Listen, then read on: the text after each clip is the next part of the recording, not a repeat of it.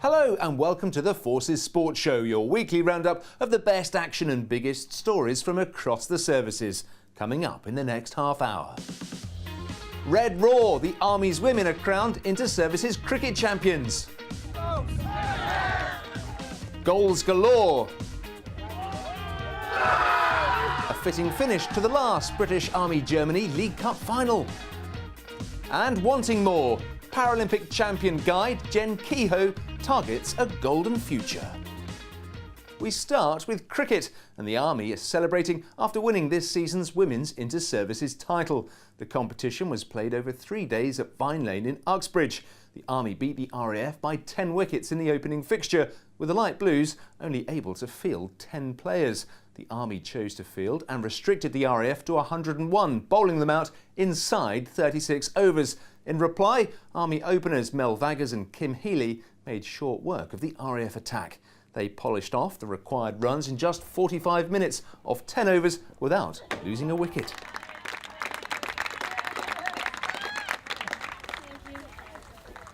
It was nice out there. It was a bit hot, so I was really thirsty, but I had a good batting partner. We ran good runs.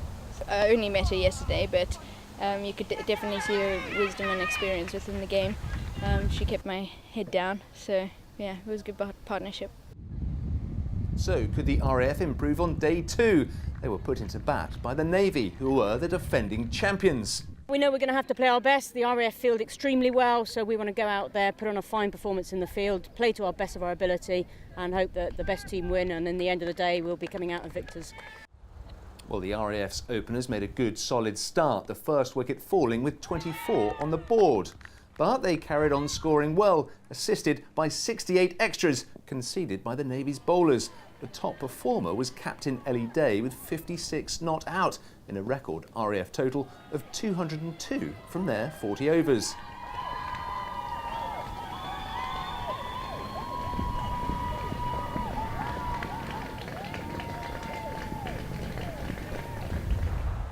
But the Royal Navy made a very confident reply. Their opening batsman, Laura Rains, with 71, and Lou Worsfold with 70, took them to the edge of victory.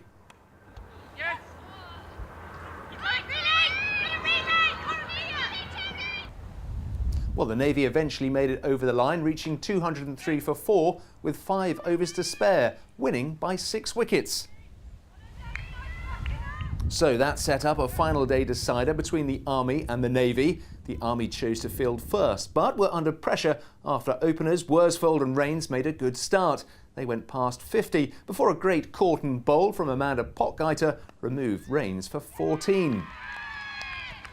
The Navy went on to set a target of 202, but the Army made light work of the chase thanks to 80 from Potgieter and 79 from Kim Healy. They won by 9 wickets to regain the title. One person keenly watching the competition was the manager of the UK Armed Forces women's team, Ros Brown. She'll be picking her squad for matches later in the summer. She's been impressed by the efforts to raise standards in the women's game. I think we're on and up. So you'll probably be aware that we took the UK Armed Forces team away to Kenya in November, and actually since coming back I think there's been a lot of work. It's obvious there's been a lot of work from all 3 services with developing the girls team, hence why we've got a really good competition here. So I think more sort of we're looking at maybe doing more integration with winter training together, all 3 services together, because at the end of the day what we're trying to promote is service cricket for women, and and improve service cricket at the service level then just feeds into a better UK Armed Forces team overall. Well, are you being able to bring a higher standard of coaching in to help the girls to improve? Yeah, so I think it's twofold. It's getting the getting the right coaches there. Within the women's game as well, we're very keen, and so we've done a bit of a campaign to make sure that the girls within the team sort of get their coaching qualifications as well, because actually that will help sort of further down the line. But yes, it's getting those experienced coaches in to, put people in the right direction. And at the end of the day, it's practice, practice, practice, and then, you playing actual games. So getting the girls playing for clubs and counties where they can.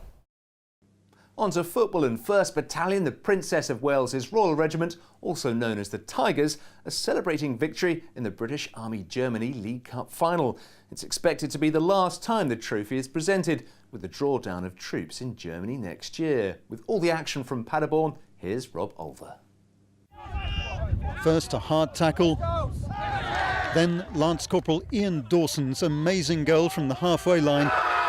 And the Tigers of 1st Battalion, the Princess of Wales's Royal Regiment, take the lead. This is 3-5 Engineers' last Army Germany League Cup final before disbandment, and they'd like to go out on a high. But the 1 PWRR keeper thwarts all efforts to level the score. 12 minutes into the second half, the Tigers increase the tally as a corner deflected into the back of the net puts them 2-0 up. A penalty awarded for a foul finally gives the Sappers the break they need. The Army's remaining major units in Germany move to Britain next year. In what could be the last League Cup final here, there's no shortage of action. No shortage of weather either. But this is to be the Tigers' day, as a spectacular goal propels them to a 3-1 victory. A sweet moment for team captain Corporal Lee Ralph. They're playing in the PHE League. There's some really tough opponents, but 3-5. They've been brilliant throughout this league. They're always a good outfit and a tough opponent to break down. But we've walked away with a trophy today, so it means a lot to 1 PWRR. The Tigers of 1 PWRR may have a chance to defend their title. Officials haven't ruled out one last Army Germany League Cup final in 2019. The Army officer who guided a partially sighted teenage skier to become Britain's most decorated winter Paralympian says there's plenty more to come. Captain Jen Kehoe, who was recently awarded an MBE, has also revealed that she and Menna Fitzpatrick developed a special communications code which enabled them to save precious seconds on the slopes. She's been chatting to John Knighton. Back in the gym at Gibraltar Barracks, Minley, preparing for a new ski season, Royal Engineers officer Jen Kehoe wowed the nation back in March, guiding Menna Fitzpatrick to 4 medals, including a slalom gold in the visually impaired alpine ski events in Pyeongchang. They were both recently awarded the MBE to cap what's been an amazing year. We have made history, which is, we're just incredibly proud to have achieved that and been able to go out there and deliver our best performance. That was, after the fall on the first day, we were both really worried that we wouldn't be able to go out there. After the success of Sochi, where Kelly Gallagher and Jade Etherington won all 5 medals between them for alpine skiing, we got a huge injection of cash which from UK Sport, which was incredible and meant that we could set up a system, a world-class training system, team, to propel us and make us one of the best para snow sport teams in the world. And I think we've all been really motivated to try and be the best we can be. And so that kind of collective drive has enabled us to go out there and deliver what we delivered at the Paralympics. Jen's working on conditioning training with Sport England coach Michael Knott, who's also been working alongside the Army boxing squad. Using digital technology, she and Menna can work on the same fitness programme without being in the same place. One of the most remarkable parts of their success is that they've only been working together for 2.5 years. One of the secrets of that success could be the special code words Jen developed to assist Menna on the slopes, because there's no guidebook. If you imagine you've got about a second to go to say something round each gate in slalom, you haven't got time to say a whole sentence. So we have to load that single word, or maybe 2 words at a push, with a huge amount of meaning. So behind each word that we say is probably 20 hours of training time to refine it to what that actually means. And if I say to Menna, stand on it, that means there's ice or a really sharp turn and you need to put your body in this position. And so it's so much more than just the word, which perhaps is, it may seem like we're just shouting, but actually there's a lot more to it. Because of injury, Menna underperformed at the last World Championships, and they'd like a few more medals in 2019 to go with the Paralympic ones. But already Jen Kehoe is leaving a legacy for the future, along with the other forces guides, Brett Wild of the Royal Navy, who helped Millie Knight to 3 Paralympic medals, and the RAF's Gary Smith, that visually impaired skiers can achieve massive success for para sport. After London 2012, there amazing support for the para community, Paralympic community and disabled communities. And so we are leading the way, and I think Menna and I now have a responsibility to be part of that and to shout about what we've achieved and what other people can go and achieve. The Inter-Services Rugby Union champions, the RAF, have returned home from their 3-match tour of Canada. After 2 impressive victories, the Airmen narrowly lost the final match 23-19 to the Canadian national champions, the British Columbia Beefy Bears, in Vancouver. They trailed 17-9 at half-time, their points coming from the boot of Andy Byrne and Luke Riddle. Rory Wood's second-half try brought them back into contention, converted by Riddle, but the Airmen were unable to turn their possession into further points. The tour party was made up of a variety of players, including senior 15 and the development squad. Many of the young players will be staking a claim for senior honours next season. More cricket now, and the Army Lions have beaten the RAF development side by 57 runs in Aldershot. Batting first, the home side recovered from 6 for 4 to set their opponents 205 to win, but the Airmen fell short in the run chase. This fixture marked the switch from white ball T20 cricket to red ball 50-over affairs for Forces players, and the return to the latter format for development teams. Winning the toss, the Army opted to bat first. Despite no silverware at stake, the clash between the sides still had intense inter-services rivalry, with the home side eager to post a competitive target. But with just 6 runs on the board, the Airmen set about dismantling the Army's top order. Wes Hearn nicked a John Hawke delivery into the gloves of wicketkeeper Rob Smith, and the home side were 1 down. Hawke then dismissed Liam Fletcher next ball as the batsman spooned one into the clutches of Dan Walker. Army skipper Tom Lester survived the hat-trick ball, but 2 deliveries later he was gone, Hawke bamboozling his opponent to continue the RAF's perfect start. Moments later, teammate Dan Weldon joined in on the wicket-taking action, trapping Dan Tottle LBW, leaving the bemused batsman looking on in disbelief, with his team reeling at 6 for 4. With the visitors keeping the pressure on, the home side looked as though they would fail to set a decent score. Somehow, the innings kept going, thanks mainly to Viv Naker. He kept the score ticking along without striking too many boundaries. The Remy man made a vital 70 for his side and crucially kept them in the contest.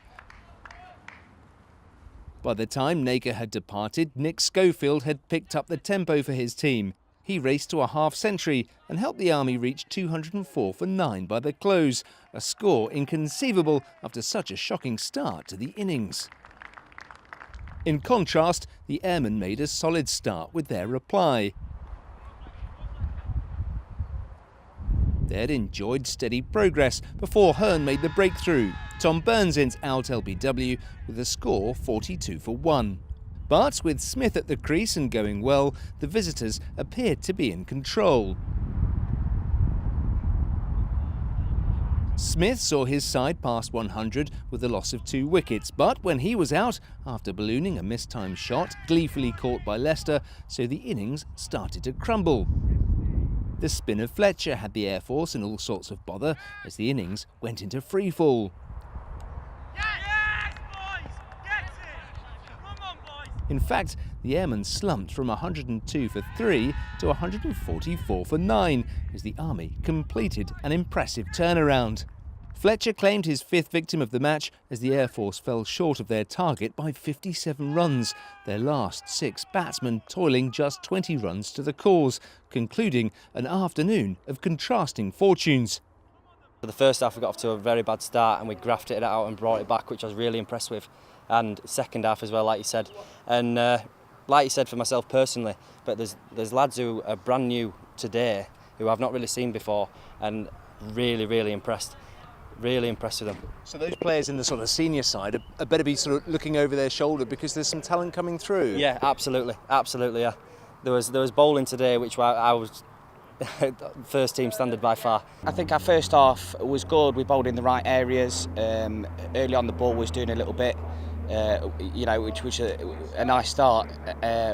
we're thinking, you know, we had a good chance to bowl them out earlier. They had a couple of lads that batted really well, so deserved the score that they got. The Army Lions continue their season next week when they host the Royal Navy development side. The training is stepping up for the competitors selected to represent Team UK at the Invictus Games. The 2018 edition takes place in Sydney, Australia in just 4 months' time. The UK sitting volleyball team won gold at the first ever tournament, but since then they've been knocked into second place. Rosie Layden caught up with the players at their training centre in Wiltshire.